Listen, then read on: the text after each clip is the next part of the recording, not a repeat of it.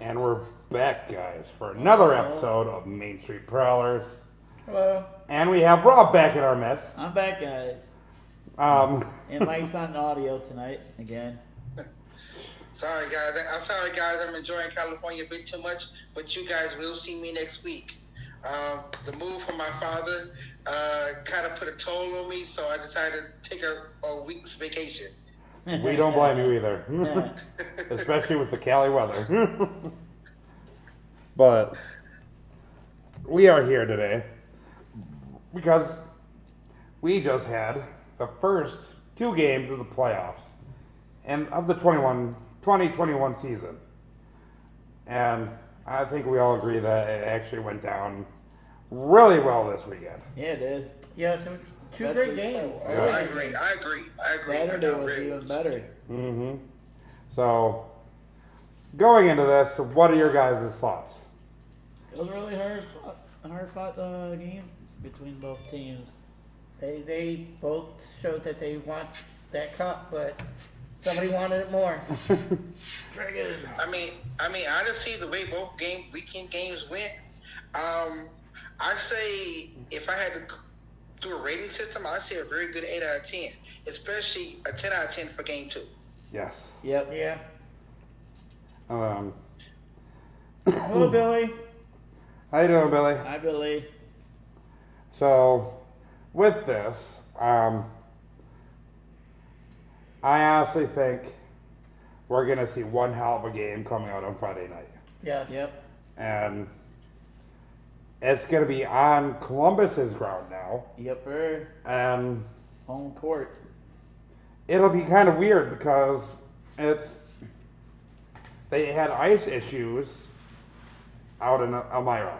Yeah, major ice issues, actually. Yeah, I heard about that. And that's one of the things I wanted to address with some people. You know, there's two things I wanted to address. The ice issues, some people were saying that let's just get the game on. No, because somebody could get badly hurt. Exactly. If you don't fix the ice and somebody hits that spot, you can, when you're moving at that speed, you can't avoid a spot if You can't stop. you right don't on the know dime. exactly always where it's at. Especially with how big that one was.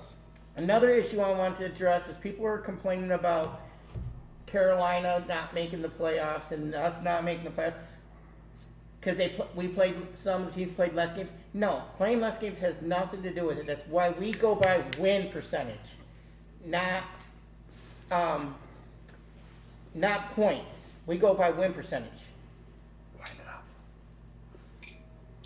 And I mean, honestly, okay, let's start off with your first point about the ice issue. From what I gathered, Saturday's game, it was a bombing 64 degrees in New York, in Elmira, New York, at First Arena. Exactly. So It's gonna happen. the way when I saw how the ice crew handled it and spent the whole intermission for the beginning of overtime to handle that one big gigantic spot by one of their sponsors, I think they did a tremendous job. So do I. Yeah, I mean, I did yeah, too. granted, they took like 3 or 4 months over, the amount of time, but to get it right, and then especially to bring out the fire extinguisher to get it done, that was props. by Yeah. me. Now, to bring up your other point about the win percentage and how come Carolina didn't make the playoffs, how come Port Huron didn't make the playoffs. For this was an FPHL decision to say, okay, the top 2 teams make it, period. That's all it was, no matter how many games I played. Now, if I recall correctly, it's always been about win percentage and not about games, not about wins, losses, or points. Right. Now, granted, because we had a season like this, it still doesn't change the fact that the FPHL still goes by win percentage. And I believe they've been going by win percentage since they got inducted into, since they started the league, if I'm not mistaken. Correct me Their if I'm wrong. second season is when they started doing that. So their Okay. first season was the normal, how you're used to it, and then their second season, they're doing the Olympic style. Right. Which is technically right now, where they're doing it is called Olympic style standings. But a lot of that has to do with, like they said too, because of the travel. They try to not have a whole lot of travel, so you don't always play as many games as another team. So they go by the win percentage of how many games you won. Especially when season. you're coming from Columbus or Carolina. Right. You know, it makes it hard. You know, you got to save some money on that travel because it's expensive to run these teams. It is. And And not only that, though, I have to applaud especially this, and you'll never hear me say this on here again. I have to applaud the FPHL the way they've handled things throughout this season. I also applaud the two teams that made all four. Actually, I applaud all four teams, like I said last week, the way they rolled through the playoffs, and how they handled themselves, and especially teams like Columbus and Elmira. First of all, you'll probably never hear me say this again. Big ups to Robbie Nichols Yes. for having fans in the arena. Yeah. And, that is very, very proud moment for those guys in Elmira. And if I remember correctly, too, they had roughly about 10 tickets that were bought and then offered up to the frontline workers as well. So, Well, that's good, D. it's like I was just constantly seeing that. I'm like, it makes me proud that they're giving back to their community. Yep. Yeah. And it's not just the ownership; it's also that community out there that wants to see people get out. They want to come together to support their team. Exactly. I wanted to address that one issue, those two issues, because during the two games, I've seen that constantly coming up on their screen during the game. Carolina didn't make it because we played less games. No, it had nothing to do with you playing less games. It had to do with your win percentage, not Exactly. playing less games. And it's Fortunately, that Columbus and Elmira had more percentage than we did in Carolina. Exactly. and the only reason why Carolina played less is because they could not get outside of their borders until 2 weeks into the season. Right. So that is the only reason, and they only played 4 or 5 less games Right. because of it. Yeah. So it's not like it's a drastic amount of games. And I'm not trying to down Carolina either. Carolina played great. They did. Exactly. And I give them props again because they were a travel team. And And they weren't did even great. practicing at their own arena either. Right. No. Exactly. So they did great for what they had. They really did. Who wouldn't like to see a good Carolina playoff? Because Right. they are a good team. And it just proves that anything can happen at any moment. Yes. Yep. So it's a weird season. Things are going to happen to where we're not used to. That's the way the hockey works. And just be happy that you got to see your team play in some form or fashion. Yes. Yep. So- Or they could have just said, "Hey, we're not, We're not gonna having have a season." Yep. Exactly. And they would have went with 3 teams this year if Carolina decided not to play. Right. It'll be just So. Port Huron, Columbus, and Elmira. Because that, from what I understood originally, that's what was going to happen. until Exactly. Carolina said, no, we do want to play. Right. They knew the consequences going in, and Barry could take that hit going in. So, and And again, good props to Barry having 2 teams trying to compete. We got to admit, this year is definitely hitting the owners' pocketbooks. Yep. It is. exactly. But they wanted to give us hockey. And we had another question come in to my inbox. Why couldn't Danville do the same exact thing as Carolina? That's the whole issue within itself, is because if Danville, they weren't allowed to come in their borders or go out for the season. And They had to self-quarantine each time, didn't they? yes, Yeah. and that would have been 2 weeks out, 2 weeks back. And yes, they could have gone out of another arena, but by the time that they were told that, the season had already started. So they were trying, and then the whole issue with the SPHL. So that's another thing. RIP Danville? So definitely. So basically, what you're saying is, Danville got shot twice in the foot. Exactly. Yep. They got shot in both feet. And So, hey, you're not playing. Plus, you're not gonna have a home ice anymore. if you guys remember originally, Danville was originally supposed to play out of Port Huron. Yep. And then they were told that they could play at their home ice. So they dropped that whole thing. They dropped that issue in favor of playing at home ice. So, because who wouldn't want to play at home Right. ice, right? So, and that abandonment ultimately led to their demise, unfortunately, of not playing.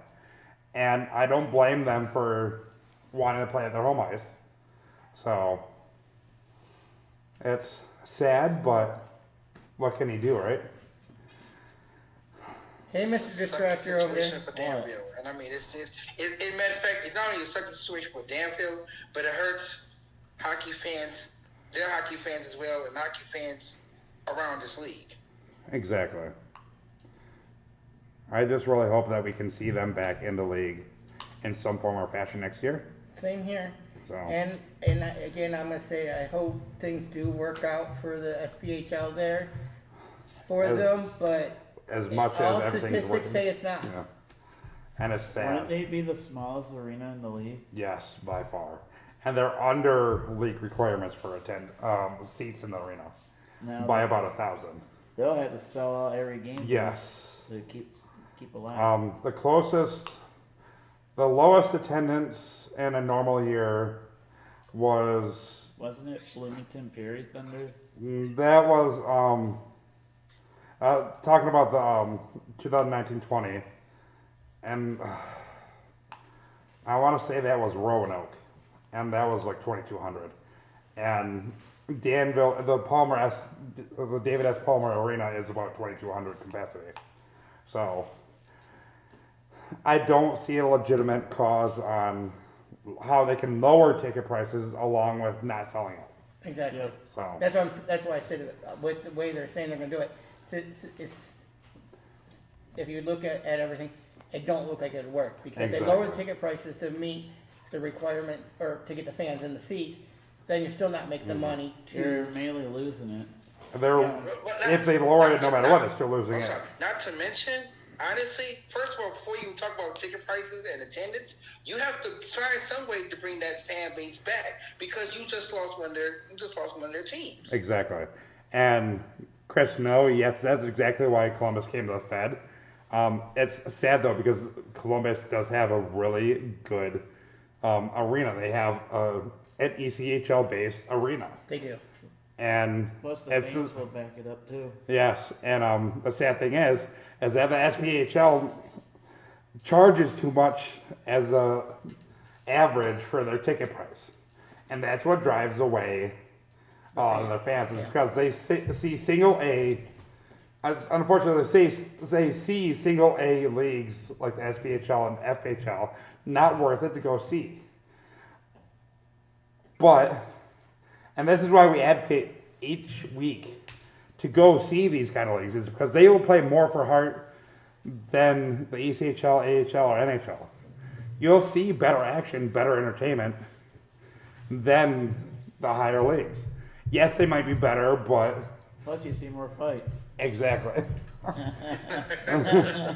But these people play for the love of the game. They will. Entertainment. Because they're not making they're working second jobs to play here.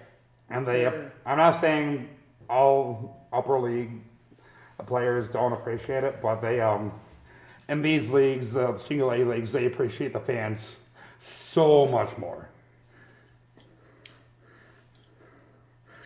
Chris No says, I'm in Columbus and the barn is nice. Columbus struggled when they played in the ECHL. Yes, true. Because you don't think of Georgia as being a hotbed for hockey either. That's why the Atlanta, I believe ECHL, correct me if I'm wrong, Chris, Columbus had the ECHL when they had Atlanta Thrashers as well. I'm not 100% sure on that, correct me if I'm wrong. So it's like, and Columbus is only like half an hour outside of Atlanta. So a lot of people were thinking, why go see an ECHL game when I can just see an NHL game a half an hour from me right now? Yep. So Well, also in that retrospect, the Thrashers weren't really that good either. No. Columbus in the ECHL were probably good, but the Thrashers in the NHL were horrible. True. They had a good year, and the rest of the years was terrible. I mean, but still, it's the NHL where you still get that a lot more viewers, a lot more headway on that. So Not much when it came to Atlanta. Okay, let's take a look at this, for example. Let's take a look at the Florida Panthers, Tampa Bay Lightning, and the Atlanta Thrashers real quick. All right? Now, when Tampa Bay and Florida first came to the league, everybody flocked to their arenas. Everybody. Mm-hmm. But Florida and Tampa Bay found a way to stay competitive so that way fans could keep coming back. Atlanta, however, that first year fans flocked. You're talking about putting an NHL team in a minority diverse city. I'm not calling racist issue, but this is how it is in Atlanta. It's basically the same way as in Detroit. To keep that team there, you have to be competitive. Tampa Bay found a way to get competitive. The Panthers found a way to get competitive. The Thrashers, however, no. The only good year was when they won the division championship in 05-06, and at that point, they'd been around for almost 10 years, and they didn't trust in the team anymore. Nope. Especially just coming after a lockout season of 04-05. Right. So I get your point. It's like, so basically, it boils down to staying competitive for a team to be down there. Now, with Columbus, for the River Dragons right now, how they are right now, and the hockey hotbed down there, I could see that. I could see that. Hockey growing in Columbus. I can, and this is not saying that I want Columbus, the River Dragons, to leave the FPHL. What I'm saying is that the way the fans flock to the arena, the way ownership is, I believe that they could go far. And according to Chris No, he says the only player Columbus produced in the ECHL that played the NHL, that one I can't remember, is Mitch Fricks. Thrashers were never competitive. He is correct. The Thrashers were never competitive. and it's sad because that could have been a really great hotbed right there. Yep. Especially since they hadn't seen a hockey team since the Atlanta Flames left in the 70s. So, it's sad for the town. Yeah. And it's not for lack of trying, because they tried everything and they just couldn't get the right chemistry on the team. Especially after Kovalchuk left the team as well for New Jersey. So. Yeah, you already know that was in the Thrashers to begin with there, so Yeah. you knew that already. Isn't the NHL getting a new team in Seattle? Yes. So the Seattle Kraken. Krakens? Yeah. And talking about that, the Kraken do have their expansion draft on July 21st this year. So, Is the arena going to be built in time before the season? what I understand, they are in the finishing touches now. So it should be up and ready. So they're gonna have all the major issues when they first open up, totally blowing up and. Yep. Half the stuff will be out of order. Yes. I don't know if you guys saw the jerseys, but they actually do have kind of nice jerseys. Yeah, they do. So, Yes, they have lovely jerseys. Lovely jerseys. I want one. yes. And they did take the style of jerseys from previous Seattle teams too, like the Seattle Millionaires. Not the Seattle Millionaires, but the Totems. Ding dong. So, and You're those thinking colors. baseball again, aren't you? I'm sorry, Mike? You're thinking baseball again, aren't you? You said Seattle No, the Mariners. Seattle Totems were WHL. When they were originally promised to be in the NHL, and then they got screwed over for like Pittsburgh and all that. So, and there's a whole backstory to that, and they had their jerseys all drawn up, and it was depressive. But either way, remember, we might not be at Great Lakes Gaming today, but go support them. glgshop.com, 1632 Michigan Road in Port Huron. And we go there a lot. We love the people there. They're awesome. They'll accommodate you in any way possible.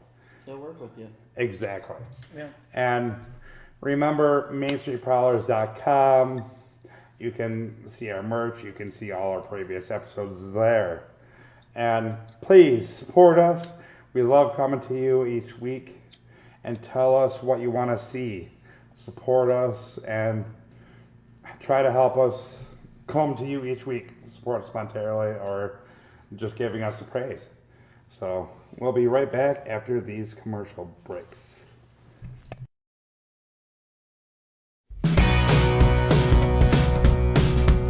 Great Lakes Gaming is just a step away for all of your cards and gaming needs. We have it all from Pokemon, Yu-Gi-Oh!, Magic the Gathering to video game tournaments like Street Fighter and Smash. Are you interested in D&D? Well, we got you covered there as well. Join us down the road on Michigan Road, just between Dove and Griswold Street in Port Huron for a whole lot of fun. We have a welcoming environment that is COVID safe and is cleaned regularly.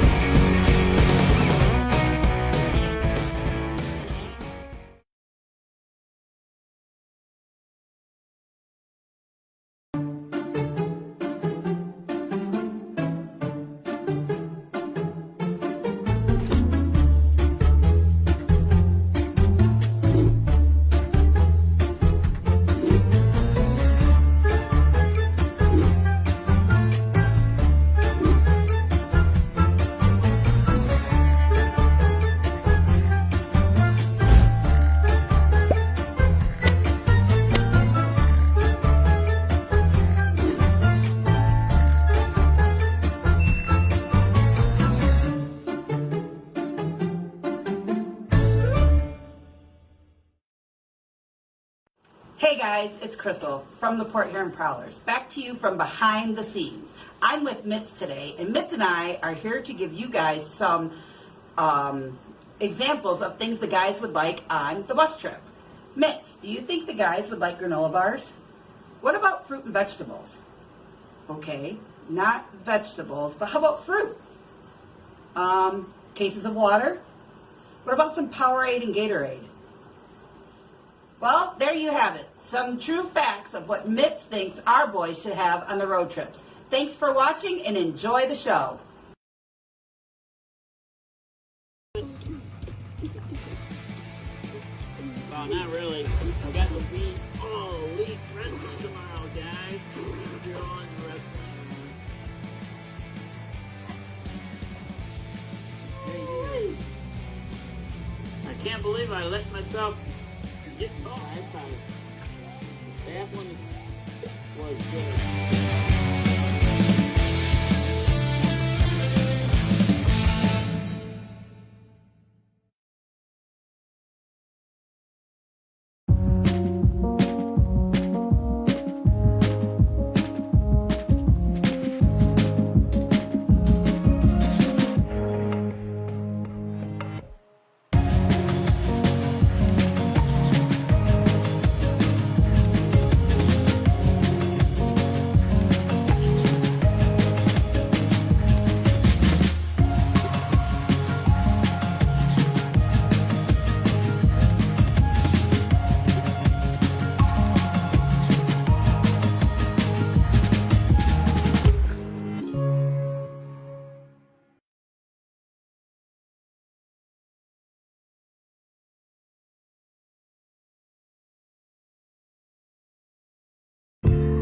Hey there, I'm Chris. And I'm Kelly.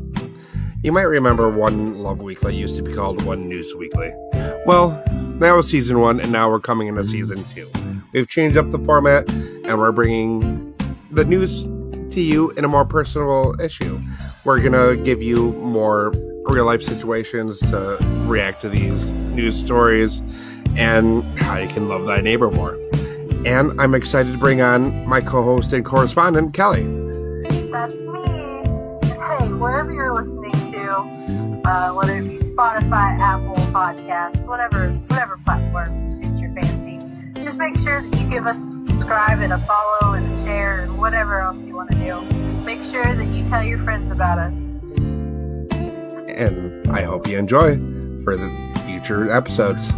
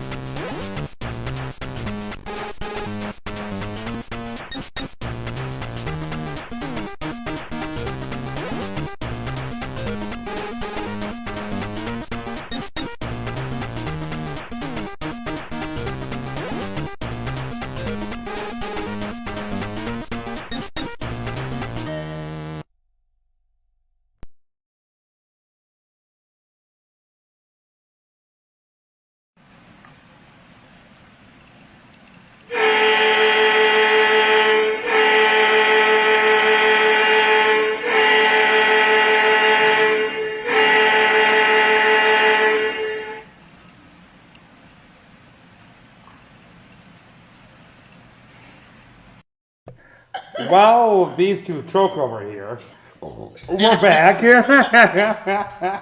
cow, you guys are. Behind the scenes stuff. Anyway, so You guys are amazing, I'm telling you. so how are you guys doing now? I'm still alive. I'm crying. You want to do your promotion again? No. I'm good. I dare you to do your promotion again. Come on, Rob. You're the distractor. You're going for an award right now. Do it. This stream is sponsored by Coca-Cola. Just put cherry inside.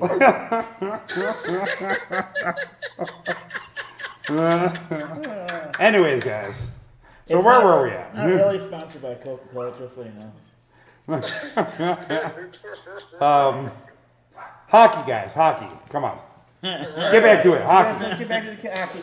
Are we ready to talk stats for the All right, weekend? now, let me mention something real quick. Speaking of this playoff game, guess who came back into the lineup? You? Johnny Ruiz. Yes. Yeah, and I have to admit, I am very proud to say that he is back playing again after that tremendous hit he had a few weeks back with his team played against the Port Huron Prowlers on that Saturday night. I mean, I thought for sure that he was not going to come back at all. I figured that he'd be listed out for the playoffs because of concussion protocol. And I was hoping and praying that he would come back and start the playoffs. You know, like anybody's dream is to start the playoffs back game one at home in front of fans. And to see him on the ice for game one made it special, made it really special. And I'm proud to say that, he doing very well during the first two games. And we're proud. They also had Glenn Patterson come back as well, so that's another good thing. Right. Patterson's a big, tall enforcer who will knock somebody down without no problem with issues. Exactly. Another main factor in game two of the Ignite Cup finals. I'm sorry. Say that one more time, Mike.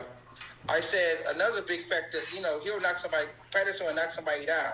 Exactly. And so he was a big factor in game two of Ignite Cup finals. Yeah. If it wasn't for him, I don't think they would have really had a chance because he was throwing his body weight around no matter what. So talk about one tough cookie. Yeah. Cookie? I had No some. doubt. Why did I say cookie? You made me hungry, man. Stop. Hey, Rob, go get us all some cookies now. This episode is sponsored by this Distractor of the Year. Anyways, so I do have to comment though, the fight in the first game, that was almost at the end of the first period. There was like 2 or 3 minutes left. There was also a lot of questions on that one too, why they were both escorted off the ice right after the fight. You get a 5-minute major when you fight. And with only 2 or 3 minutes left in that period. You're better off to just go and sit in the locker room. Exactly. You know, because you're not going to back on the ice until the next period starts anyway. So just do part of your cool down in the locker room, then come back out. Exactly. And Yeah, especially with how heated they were at that moment. Yes. They didn't want to risk putting them in the penalty box. And fighting more. Exactly. And that's what we don't want, is to see people get suspended for a stupid reason. Especially during the championship. Exactly. So, Excuse me. I hope we answered your question on that one. Yeah.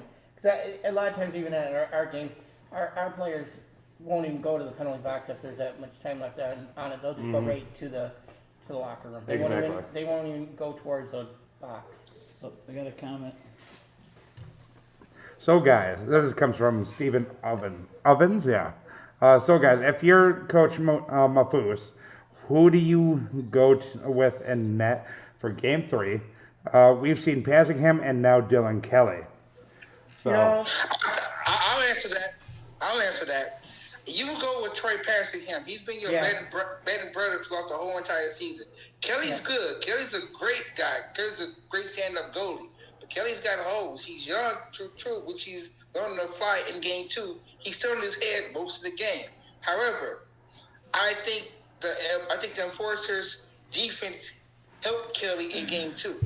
Passingham, however, made saves on his butt in game 1. Yes. So I think you go for the workhorse in Passingham. Me and I think you do that. me and Justin were You going know- to be discussing that. Why did they put Kelly in and bench, or not? Bring in the other goalie the second night. According to most league rules, you have to at least be dressed for a game to receive a ring. So they might have put Passingham out that night to bring that other goalie in to get him a ring even. Yeah, that'll Right. just be part of So- the team. Because And- from what I understand, most of the time you have to at least dress for one of the playoff games to even qualify for a ring. Exactly. It's a little different for goalies because they can still be on the bench. But honestly, I think they plan on playing Passingham this weekend Yeah, I do off the too. route. So they were just giving Passingham that extra rest. Rest. So that's all. And also, I'd say start Passingham. And Mafus needs to get on the ice to give his team that chance to get that W because it's He's a good player. He is a yeah, good player. as much as I don't want to admit it because he's not on the Prowlers, but he is a pushes good for his player. team. He gives his team the best chance possible way to win, and they follow his lead, and that's exactly what a head coach should do. He inspires, he pushes his team to be better. So I believe he needs to dress for all 3 games if it comes down to 3 games. Yes. As for them to even have a chance, honestly, I think they need to dress their head coach. They still have Paul McLean as their assistant, as a bench boss, so I don't see why Mafus, at this point in the season, is needed on the bench. And McLean has head coaching experience in the FHL, so he has it down to a pat. So Mafus is needed more on ice at this point. So it will come down to that if he plays or not. So again, as we say, when you're here in Bluefoos, we boo you. We give you all we can to try and throw you off your game. But you're a great player. Exactly. Got a comment. Steve Alvins again. If we see Foose on the ice all weekend, it'll be the first time we've seen him back to back all season. Now would make sense to be the time to see it. Going to be interesting, and I agree with that. Honestly, I think Mafus was going every other game on the bench because I think with his experience in the league, he might is thinking about retiring soon. So he's trying to get that experience as an actual bench boss as well. Because you have to think, Pace and Mafus are the only ones from the very first season of the FHL left in this league. Yeah. And so they're both up in their age. And they're both still great players. Exactly. Yeah. And that's why I think, though, going into a possible retirement next year or the year after, he needs to play now. Well, retire as a player, not a coach. It's I'll put you like this. Mafus playing in the playoffs is never unheard of. I think every team he's been on, he's always taken that shot. Say, I want to give the best opportunity to win. And with Mafus on ice, as much like you said, like you guys said, as much as we don't like Mafus here at Port Huron, period. We loved him during the first season.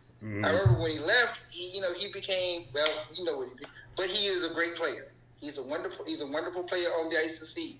And granted, the times that he did not play, he gave Elmira that chance to win on the bench as well. But Exactly. for this being a playoff game, Foose needs to be on the ice to win. yeah. Give the opportunity to win. And there's a reason why he is the league's leading scorer. And he just doesn't set by example by playing. He also puts the pucks in the back of the net. So you can't argue But with that's it. what I'm saying. That's why we don't like him. Yeah. We that's why we have to give him the issues that we give him because I hate him even worse because he understands Joe Pace's coaching style. So well, they played together for how they played together. Too. yeah, That's just like when a goalie first gets transferred from a team and you play that team, like, they know you. Yes, They know you. They practice with you, so they know where to shoot. exactly. You know, they know your game. And that is why every team has their own goalie coaches, so they can at least alter a little bit. Yeah. And But when goalie first gets traded, usually when they play that team they played with, they get slaughtered for a while. yes, and it's sad that it happens that way, but it's just knowing the territory. And that's why some of the players down in Columbus right now, they know a lot of the players on Elmira's their strategies, because a lot of them played with each other Right. over the years. And especially with this year, you have a lot of loans from different teams going out. Yeah. So you know the players going out, and a lot of times they will pick and choose where they go. So it's so even though people know Foos's tendencies, he still needs to go out and play. Yeah. Because he still, even though they know his tendencies, he can still be unpredictable to the point of giving his team the W. So, Yep. and that's the one good thing about Mafoose, is that he is unpredictable. So, and I'm not everyone might agree with me on that statement, but that's the truth. That comes out of a lot of the players' mouths, is that they hate that he's so unpredictable, and that's why a lot of goalies will pull themselves Yeah. after a certain point while playing with him, is because they don't know where he's going to shoot. And coming from a goalie myself, it's like I'll do anything to stop the puck, but I like when I know the pattern of certain players. Yeah. So Because if you know if they're going to go left, you know where you start to learn the players. exactly. You know what to expect. Hey, you go left, I'll go right. Then the puck's going to go in. Hey, yeah, I'll go through the pie hole. We talked a lot about what Columbus, Elmira needs to win. Honestly, what is your thought on Columbus now needing to get that third win now? What do they need to get that third win? Defense. Honestly, they just need to, like, keep doing what they're doing. They're not letting up. They're being like, honestly, I have to admit, with what was said is, they're being a lot like the Prowlers. To me, Dragons are the underdog. They are. Even though they're in the first place spot, Elmira is a team that is hard to reckon with. So you wanna just don't let up. Don't give up. Keep giving 100%. Give 150%. Just don't let up. Exactly. You take out the garbage. If you shoot the puck, even if you may not think it's that good shot. Look how many bounced in this weekend. Stuff They were wears down horrible goalie. shots, and they just Yeah. bounced in. The puck was bouncy. I mean, for Columbus to finish off Elmira on Friday night, they need to step the game up a little bit more. Now, Damon, not taking anything away you're saying, yeah, Columbus can play the exact same way. But granted, after rewatching that overtime period again, quite honestly, Columbus could have lost in OT 6 times. Yeah, but Especially the shot that hit off of Rutledge's shoulder, and Rutledge didn't see it. It just hit off of him. right. So But if you Columbus also could go have back lost on the in one OT, shot, period. technically it should never went to overtime. No. But I think Columbus needs to do a little bit more for Game 3. If not, we would have had a Columbus back 1-1 instead of Columbus being up 2-0. Quite honestly, Columbus did a lot. I'm not saying both teams did a ton in Game 2. Columbus got lucky in second OT. Columbus could have lost in OT 6 times. Columbus could have lost OT 6 times. Columbus got lucky. But at that Right. point, when you're that deep into OT, it's literally your luck no matter what. Right. But it also should never went into overtime. If you actually watched the one puck, it did go in. But what they got there is that the ref had blown No, literally a split second. no, before. it went in and out, and they went up ice with it. The puck went in, out, and the player even raised his hands and it went in. I don't remember that then, so I'm sorry. Yes, that puck went in. Okay. You know, but like Elmira said, they couldn't, not Elmira, but River Dragons, they couldn't watch a replay because they're not at home. Yeah. You know, because they even thought it went in. But that's one bad thing about the FHL is that they're not allowed to For do replay. the. Yeah. But didn't they do a replay with that one game? They not allowed to do any replays. Oh, okay. And We'll call that one referee discretion. yeah. Honestly, truthfully, because Um, we already know how that ended up already. Right. So it's But I still feel as though Columbus need to do a little bit more. Not much, just a little bit. Ski buck, ski buck, ski buck. honestly, at this point, Elmira coming into the Columbus's barn too, they'll play that much harder, being 2 games down and Yeah. being on the road. Yes. So Because now it's do or die. Yeah. Every game's do or die. they have the sense of emergency. So Yeah. Columbus needs to expect that. They need to Yeah. have the same sense of do or Well, die. that's what I'm It's saying. Don't give up. elimination Just night. Yes. keep rushing that net. But they can't get lazy. They No, need to you always can't. have. Never get lazy. Mm-hmm. It has that extra Because as they say, it's never it's not over till that last till that that buzzer. that buzzer goes off. Yep. It's not over till the fat lady sings. You know how many times has teams come back with 3 seconds on the clock and get Exactly. that buzzer beater? Yep. Look at that one know? first season with the Prowlers. Remember that? Well, I'm even saying how many times even the Red Wings, on a face-off, shoot right from the face-off and put it in. Yeah. Yeah. Right off a face-off. Zetterberg was You known know- for his goals with less than a second left. Yes. So, You remember That's that what I one? mean. Those buzzer beaters, you can't. It's not over. all right. The buzzer beater first season against the Bulldogs. We thought. What was that we, one? We thought. 0.1 of a second left. Yeah. on the Yeah, Yeah. we were all thinking it was going to go They in thought overtime. they actually had to run replays over and over to make sure, Sure, it was and, a- and it was 0.1 of a second left on the clock. That was a buzzer beater right there. Right. So, Everybody's like, "Oh, It they're was about over. to It's go over. in." But you seen everybody's hands go up that the puck went in, and referees are at first going no, and during the replays they're like, "Well, it crossed the line." Yep, that was a goal. That place went nuts. but that's great memories, all right? Yes. Like I said, I love hockey. You just Especially like that. And sadly, because those were some great refs that game. yeah. And sadly, because of how the rules are wrote up, those refs got fired for going to the video.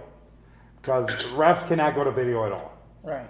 And it's sad because this is the only league that does not allow the refs to have that kind of help. Because they need that kind of help. And they get fired for trying to correct a human error. Yes. So It can happen. it's frustrating. It's really frustrating. With all the But don't be technology we're surprised using because now in these games, with the inclusion of YouTube now, that you're go back to more video replays. that's what I was just going to say. Even in our league, with all the technology we're using now to run these games, they should be allowed to have a monitor down in the booth where they can look at if they really want to look at Exactly. something to To determine if challenge it it. was a goal or what. And Columbus does have that kind of setup down there. They do have the video equipment still down there from the Right. SPHL and ECHL days. So Right. they might as well, Well, it start wouldn't be using hard to even sit up at McMorran to put a monitor Right. on there, with all the equipment we're using.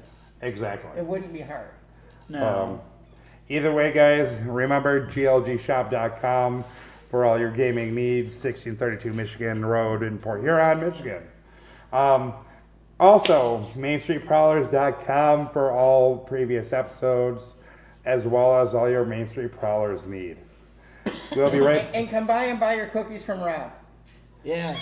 Just make sure that he tells you they're not tampered with. We'll be right back after this commercial break.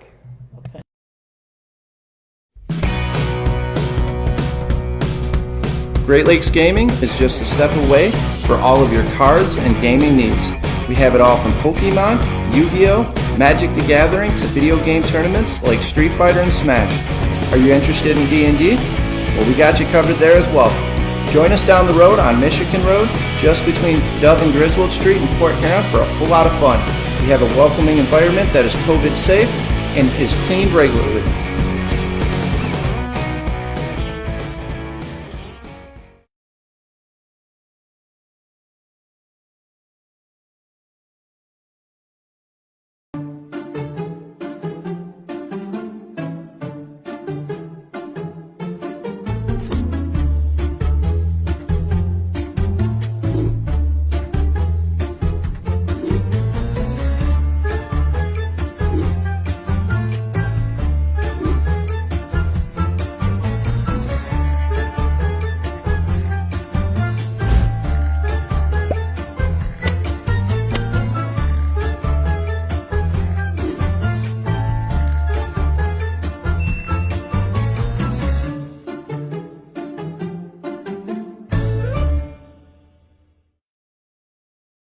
Hey guys, it's Crystal from the Port Huron Prowlers. Back to you from behind the scenes.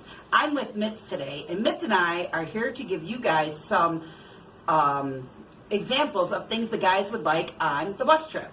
Mitz, do you think the guys would like granola bars? What about fruit and vegetables? Okay, not vegetables, but how about fruit?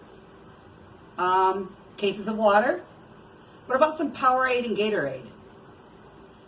Well, there you have it. Some true facts of what Mitz thinks our boys should have on the road trips. Thanks for watching and enjoy the show.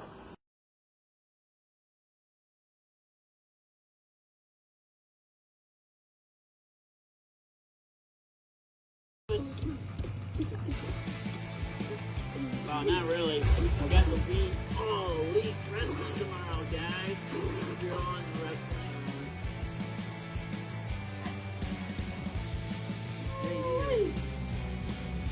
I can't believe I let myself get caught.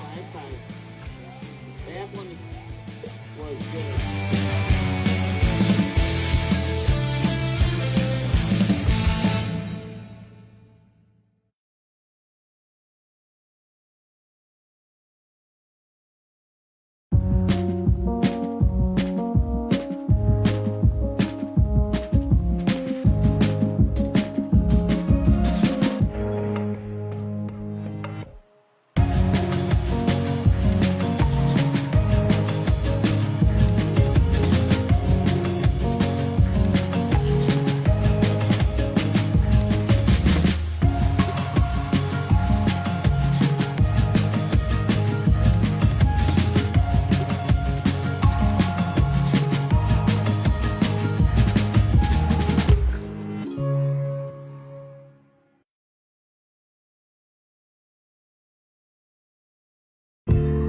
Hey there, I'm Chris. And I'm Kelly. You might remember One Love Weekly used to be called One News Weekly. Well, that was season 1, and now we're coming into season 2. We've changed up the format, and we're bringing the news to you in a more personable issue. We're gonna give you more real-life situations to react to these news stories, and how you can love thy neighbor more. And I'm excited to bring on my co-host and correspondent, Kelly. That's me. Hey, wherever you're listening to, whether it be Spotify, Apple Podcasts, whatever platform suits your fancy, just make sure that you give us a subscribe and a follow and a share and whatever else you want to do. Make sure that you tell your friends about us. And I hope you enjoy for the future episodes.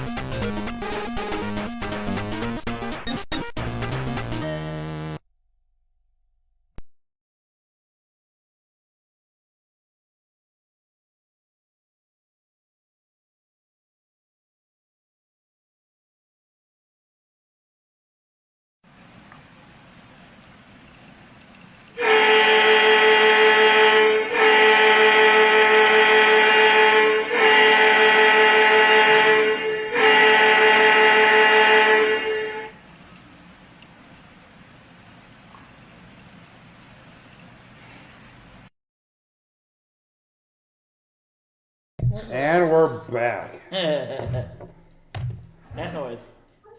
What noise? I think Rob's going crazy, guys. Comment below if you think so. Anyway, as Rob's going out again, we're losing Rob. He's going mental. Sorry, guys. Technical difficulties. Anyways. Anyways, so. So let's see. We begin this segment. Oh, that's you. Let's see. You want to start the review? Yes. Let's start the review of Game 1. Yes. All right. Here we go. The review of Game 1 of Friday, April 23rd, 2021 at 7:05 p.m. start time at the famous First Arena, which comes to find out First Student and First America got sold to another company. But that's another story. The Columbus River Dragons beat the Elmira Enforcers 4-2. Now, as for the shots on goal, first period, Columbus, 13, Elmira 10. Second period, Columbus again wins 17-10. In the third period, Elmira comes storming back with 16 shots on goal to Columbus's 10. For a grand total of Columbus has 40 shots on goal to Elmira's 36. Your 3 stars of Game 1 are as follows. First star, Josh Petra Antonio, 2 goals and 1 assist. Second star is Jared Rutledge, who given up 2 goals with a save percentage of 94.5%. And then you have third star, Brody Duncan, with no points, period. But, it is a question mark why he got third star. But we'll save that one for later. Mm-hmm. Could have had Mark Jansen, but that's another story. In the first period, there were exactly 1, 2, 3, 4, 5 goals. First off the start scoring was the Elmira Enforcers, even strength at 226. Carter Shinkirik gets the goal from Johnny Ruiz, who gladly returned for his first point back in a few weeks, and Brent Garrell. Then Columbus storms back at 341, even strength goal by Connor Fries, with the assist goes to Chase Follis and Jake Schultz. Then Columbus scores again a minute 23 seconds later at 5:04, even strength. Josh Petra Antonio from Jake Howie, or I should say State Farm Pizza, and our own personal favorite, former Prowler, Austin Doe. Then at 10:23 in the first period, Elmira strikes back to tie the game. Tyra Urick, who came from Watertown, another championship team, scores the game tying goal, with assists go to Brandon Tucker and Steve Leonard, former Prowler in other places as well. Then at the end of the first period, at 13:27, Columbus scores again. Josh Petra Antonio from Votech Zigmiglia and Jake from State Farm Schultz. And second period, it was only 1 goal, and this ended the scoring for the game. At 19:08, Mark Jansen scores even strength, with the assist goes to Josh Petra Antonio and Austin Doe. Your penalties are as follows. At the 12-second mark, Carter Shinkirik tripped up somebody. And then at 18:12 mark of the first period, C.J. Stubbs got goaltender interference. That is a penalty I have not seen all season in this league. And I'm surprised the refs even called that one. But I'm glad it was called. I don't know why, but okay. What one? The goalie interference one. Oh. Then we had fisticuffs at 17:48 of the first period in the form of Kyler Matthews for Elmira and MJ Graham for Columbus. They threw down the gloves. They decided to have a brouhaha for the first one in the playoffs. Yay. Then, that's the end of the penalties of the first period. The second period, there were only 2 penalties. I'm sorry. How dare you? The first one was 41 seconds into the second period. Chase Follis of Columbus got to delay a game. And then we've got another one at 10:50 for Elmira. Jacob JT Walters got caught hitting somebody with a stick, aka slashing. And then finally, the one final penalty of the game was at 4:36. Duncan Brody for Columbus cross-checked somebody who got a double minor. That's another one. That's one I haven't seen all season either. Yeah, no. A cross-checking double minor. They should call a major on that. That's what they usually do, but they didn't do it that way. But, hey, it transpires, it happens. The only timeout that occurred was by Elmira. 1:18 left in the game in the third period. On to game one, Jeff. Sorry about that. Do we lose Mike? Can you hear me? No. Yes. Okay. All right. I just have any thoughts on game one? Other than like we said earlier, I thought it was a great game from both teams. Let's see what happens. Yeah, that was a good first game. Honestly. Definitely well fought. Definitely. And we got our double overtime Saturday night game here. The first game is definitely, I think, going to be a better representation for how this weekend's game's going to go. Yeah. Because even though the double overtime game did go over, I think the first game was a harder contested game, a closer contested game. But Elmira just couldn't solve the goaltending of Columbus. Yeah, Rutledge, I'm not going to lie. Rutledge turned his head everywhere in game one. And I got to admit, when Rutledge is on, he's on. And he was on for game one. Exactly. He was on for game two, too. We was getting to a little bit. But Rutledge was on for game one. And Elmira gave them everything. And as we talked about Mafoose earlier, Mafoose did play in game one. And Rutledge said, nope, you ain't getting it. Nope, you ain't getting it. Nope. Mm-hmm. I mean, the scores that Elmira has, Shakira, Ruiz, Mafoose, Patterson, they have scorers. And Rutledge said, no, you're not getting it. It's Rutledge. Rutledge is the man. For both games, but Rutledge was really the man in game one, honestly. So, as we move on, game two, Saturday Night Fever, or Saturday Night Dance Party, or how you want to roll with it. Game happens Saturday night, April 24th at 7:05 at First Arena. Now, for the people at First Arena who was at the game, y'all got a show. Y'all got extra hockey. Y'all got something I wish that only playoffs can bring on and inspire. 80 plus minutes, wonderful. Got an extra 19 minutes. Right. Oh, not to mention ice repair too. But but unfortunately, Elmira did not get the win as Columbus River Dragons beat the Elmira Forcers 4-3 in double OT. That's right, I said it, double OT. Shots on goal are as follows. First period, Columbus 11, Elmira 9. Second period, Columbus again, double-digit shot lead, 12-6. Third period, Columbus with another double-digit, 11 to Elmira 5. The OT, which the league decided to combine together for both first and second overtime, Columbus 18, Elmira 17, with a total shots on goal, Columbus 52, Elmira 37. Your 3 stars for Saturday night. All right, first star, Nate O'Brien with the game-winning goal, 1 point.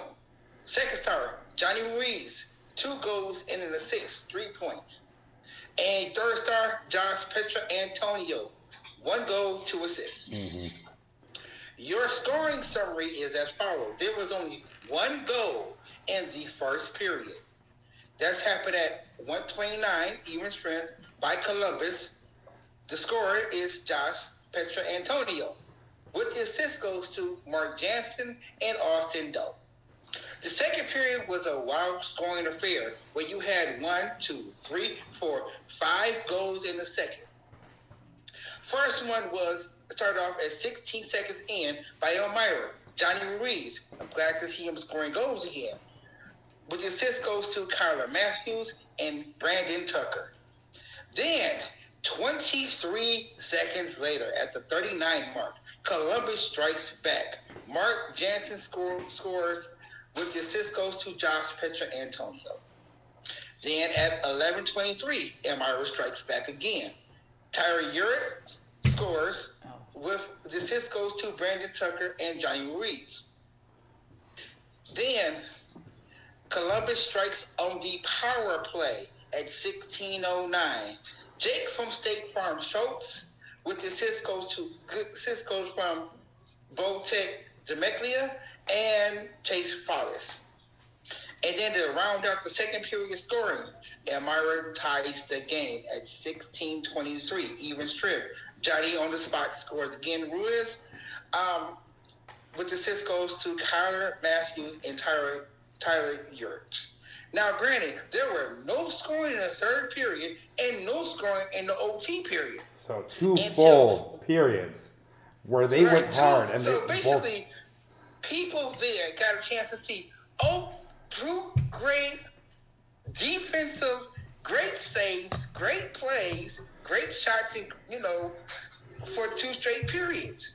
However, and not to mention, before, at the end of regulation, the ice crew, like I mentioned earlier, the ice crew for Elmira did an awesome job to only delay the game 4 minutes into the overtime period. Right. Which means they took a total of 22 minutes to fix the ice, and they did a wonderful job with it, considering the fact it was 64 degrees in Elmira. However, in the second OT, at the 4:04 mark, which is considered to be the longest game in FPHL history. 5 minutes and a half. and a half. Yeah. But still. Columbus scores with the goal scorer, the game winner, Nate O'Brien, with the assist going to Josh Petrantonio and Jake from State Farm Schultz. The penalty summary only has 2 penalties, Which is crazy. Yeah, no. which in my eyes should have been at least 6. Yeah. But since this is playoff hockey, then you had to go. How are we going to go? Right. The first penalty is at the second period mark. 15-14 Brandon Tucker for standing out 8 Mile far too long. #hookie. Cookie. Then the third period penalty at 13:28, Alexis Gerard for delay of game. There were no timeouts called, and the referees. But I believe the blind ref made the appearance in Elmira because they missed a blatant call on OT. The slashing call, and give it up for Scott Rand to call him out on it. Honestly, give it up for him to call out on it, because truth be told, that was a blatant slash that should have been called. Yeah, his stick was chopped in half. Oh, yeah. So. And I absolutely love how angry he was about it too. It was rightfully so. Yeah. So. But with the OT, this is why us hockey fans, hate overtimes, because you definitely get nervous because it can go and either way. Just that craziest bounce and the game's over. And even the short overtime in the season in the shootout. So I like long games, grant you, but they're scary because you don't know what could happen. You don't. And if anyone says that they are not scared during an overtime, you're a fucking liar. Excuse my language, but anybody that says they are not scared during an overtime hockey game, they are a liar. They are lying through their freaking teeth on that one. So I don't care if it's regular season or playoffs. You are always scared in overtime. You are scared the last minute your last minute and a half when they pull the goalie. If you're either up by one or down by one, and you're mostly scared of OT. So, and honestly, I'll be honest, I was rooting for either team to score, and I was still nervous. Yeah. And it's like, Well, I'm gonna be honest. I was rooting for the Dragons. Same here. You know, I just wanted to see a good game, I'll be honest. and I love the games. They're great. They were. You know, great But- 2 games of hockey so far, and I hope they keep it going the way they have. You know, play a great game. And Right. Isn't And it I cute? mean, honestly and truthfully, both games. I wish there were more fans that could able to sit in First Arena and see both games. yes, I wish, but for the people who are on YouTube, for both YouTube pages, Columbus had theirs and Elmira had theirs, and they both ran it. And I don't know if Elmira had a chat though. Honestly, Elmira I did didn't not. peek in on that. No, Elmira doesn't have a group chat like the Columbus does. They disabled theirs. Which is sad. I'm honestly saying, which is sad. I mean, truth be told, and I'm nothing against the Forces organization, but truthfully, I do admit they do get a lot of slack for not having a chat, but they need to have a chat. That's the perfect opportunity to interact with your fans. Perfect opportunity to interact with your fans. I really enjoyed the Densville Dashers YouTube. but combined, Columbus's stream for the night game 2 got 4.2 thousand views that night, and Elmira got 1,500. So this is this is a well followed series this year, no matter which stream you're going to, right? Well, I have to say myself, from when I was watching because I was on the Columbus River Dragons version. Same here. A lot of the Elmira fans were over there and they were most of them, not all, but most of them were talking civil. You had a few that weren't. You know, most of them were because you could chat, like we were saying on the one, and the other one you couldn't. And I think that's why a lot of them went over to the River Dragon version because you could sit there and chat and talk. That plus the quality and all that was more better too. I don't know about that because they're in the same They building. were about the same on the quality. really? Because you're in the same building, Yeah. so the feed's going to be the okay. same. And- But I'm just saying, I think a lot of it was to do with they could chat. Yeah. The ones that That- weren't being civil were being booted. That, and you also got the Trolls and all that. Scott and Zach, even though they are part of the Columbus River Dragons organization, they are more down the middle rather than Yeah. being strictly for Well, yeah, even Columbus. if you notice when he was announcing our games, if he seen something that his team was doing, he called his own team out on it. Yep. And a lot of his fans were getting mad at him for it. Yeah, I He remember didn't that. care. Yeah. But coming from a GM's point, though, he should, because you need your players to not try to get hurt, suspended in the Right. penalty box. So he's doing exactly what his GM should Oops, do. excuse me. Yeah. He's being Well, it's like when I do the off-ice officiating for the Silver Six, I have to be neutral Yes. all around, because even if it's a Port Huron team on the ice, I can't, just because I'm from Port Huron, I gotta make sure I call it right. Exactly. I gotta be, be fair. I gotta do my job. And But that's just remember, Scott, although he runs an organization, although he does commentary, Scott is always a hockey fan. Yes. exactly. And he's living a dream right now. Commentating on his team that he runs, and yes, that's probably the main reason why he calls it down the middle. Because he's always a fan. And truthfully, if I was commentating that game, color commentating, I would call it right down the middle. I would call everybody. Especially Columbus, Elmira, Port Huron, whoever in the FPHL, I would call you out. You guys sat by me. I call the refs, our players too as well. Exactly. I know this already. I'm a And fan. that's I'm what not- John Clement needs to understand, is that it's not all just one-sided.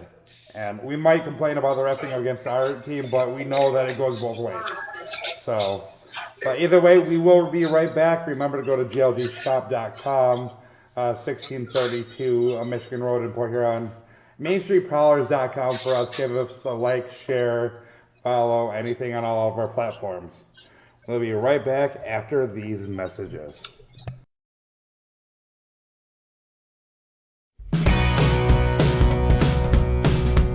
Great Lakes Gaming is just a step away for all of your cards and gaming needs. We have it all from Pokemon, Yu-Gi-Oh, Magic the Gathering to video game tournaments like Street Fighter and Smash. Are you interested in D&D? Well, we got you covered there as well. Join us down the road on Michigan Road, just between Dove and Griswold Street in Port Huron for a whole lot of fun. We have a welcoming environment that is COVID safe and is cleaned regularly.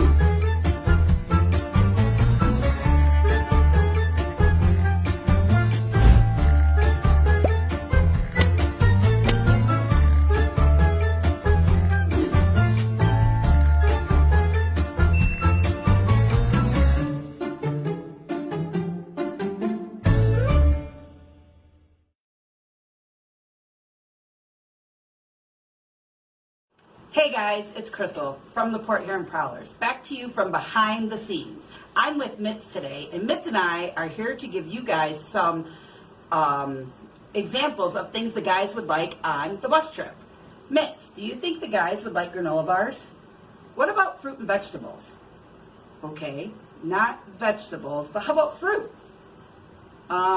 Cases of water? What about some Powerade and Gatorade? Well, there you have it. Some true facts of what Mitz thinks our boys should have on the road trips. Thanks for watching and enjoy the show. Well,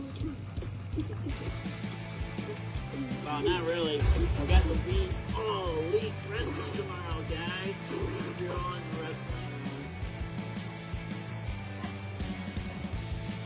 wrestling. I can't believe I let myself get caught. That one was good.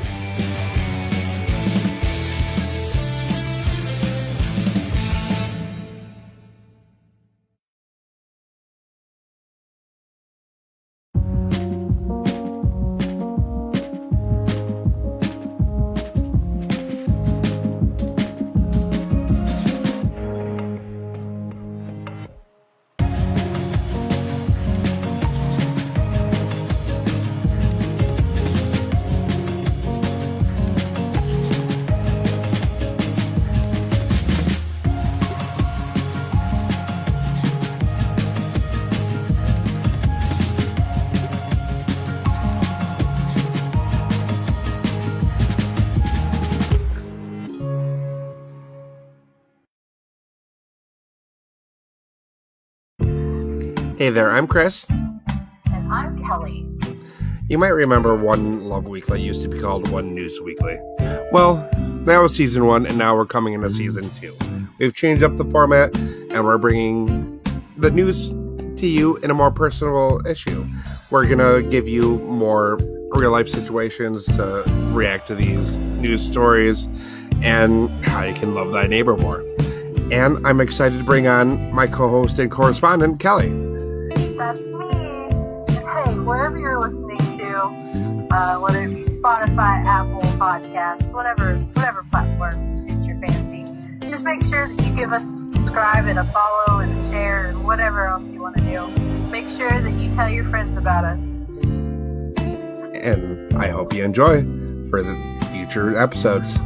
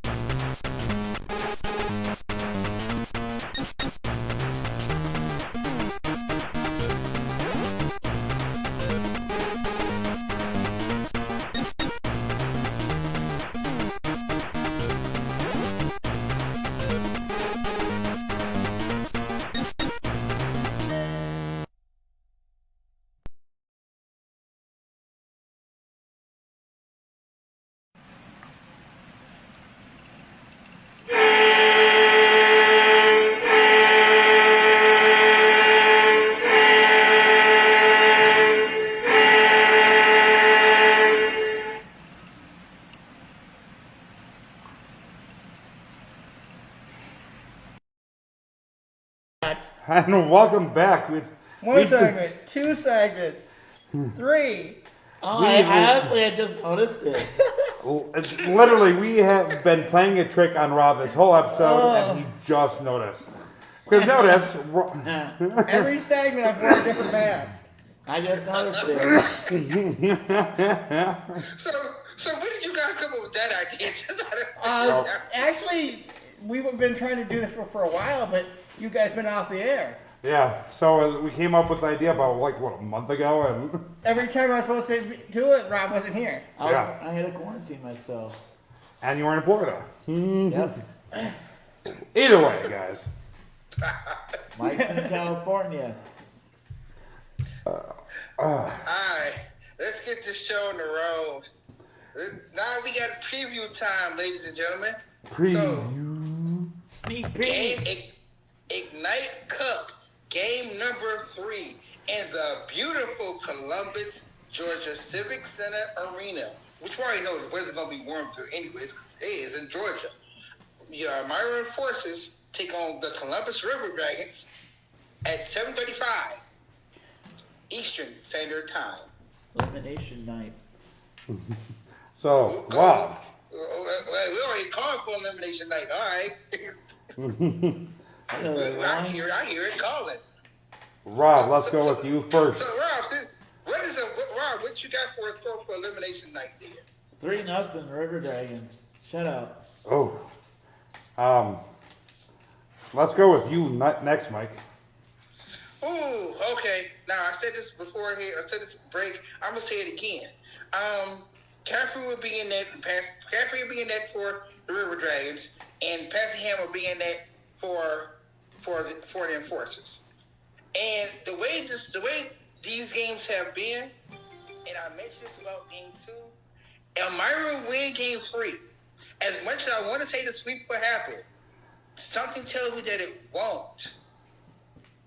So Elmira win game 3. It'll probably be a score of 4-2. So he's going. I'm going Previous Elmira score. for game 3.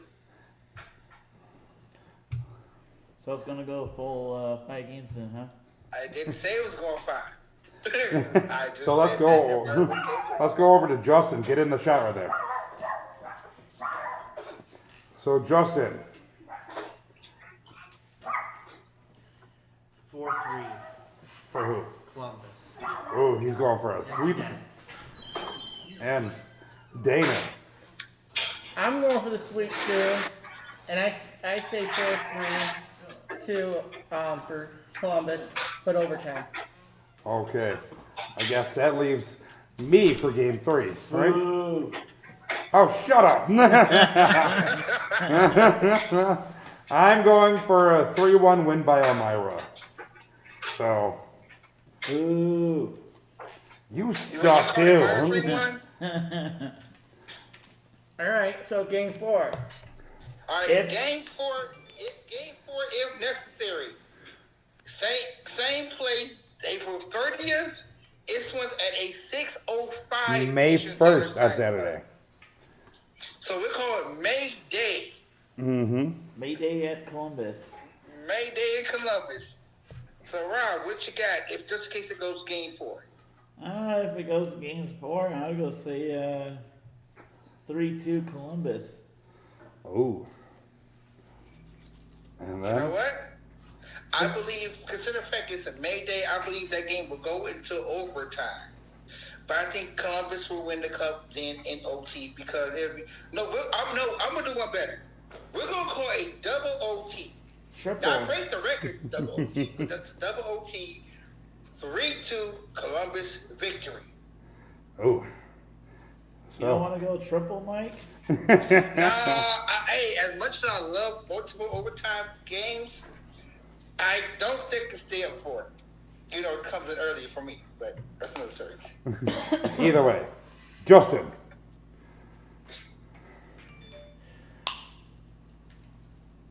4-3 Columbus. Or Elmira. Ooh. Ooh. Dana. I say 4-2 Columbus. And that just leaves me for game 4. And honestly, I think Columbus is going to take this one in overtime. A minute left in overtime. I'm calling it. 1 minute in the game. And the first one. And it's going to be a 5-4 win by Columbus. Any fights? Whoa, you're calling high scoring. Yes. Oh, all right. I mean, they're both trying to go at it, so. Yeah, true that. True that. All right. Final official game of the FPHL season, just in case Elmira wins both Game 3 and Game 4. Sunday, May 2nd, same place at the Columbus Civic Center. This one's at a 5:05 start. Don't forget it. Oh my God. Like we usually do on 5:05 starts. I forgot, honestly, that one game when we played Columbus. I thought they started at All right, 7:30. Rob, who you got, man? Game 5, I will say Columbus 2-1 overtime. Ooh. So, Mike. All This right. one overtime. All right. I still take Columbus, honestly. Honestly, yes, I got Columbus for the Cup. I got Columbus in 4 games. So, I'm sorry, Amara fans. I mean, the tag team of Rutledge and Caffrey goalie is better than Passingham and Kelly and Young if he plays. So I would give it a 5-2 Columbus victory. All right, Justin.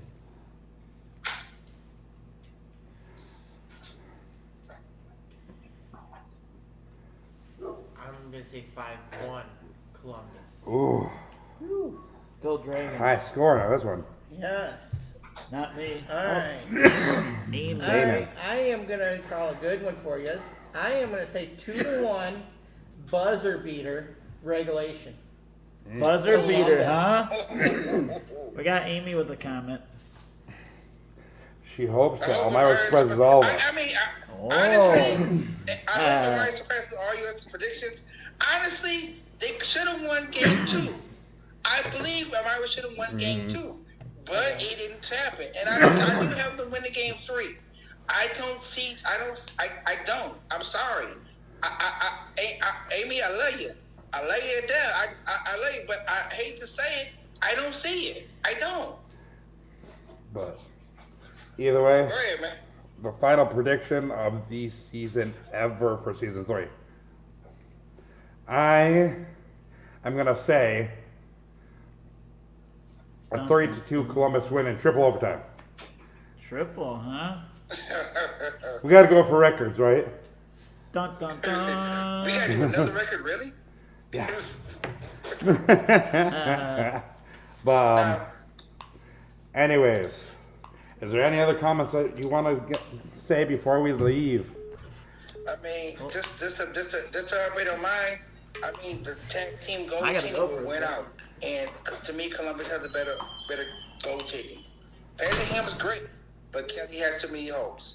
Yes. So I think it's better for Columbus than it is for Elmira. Right. So let's see though, and I hope that we will have a good celebration after either way. Yes.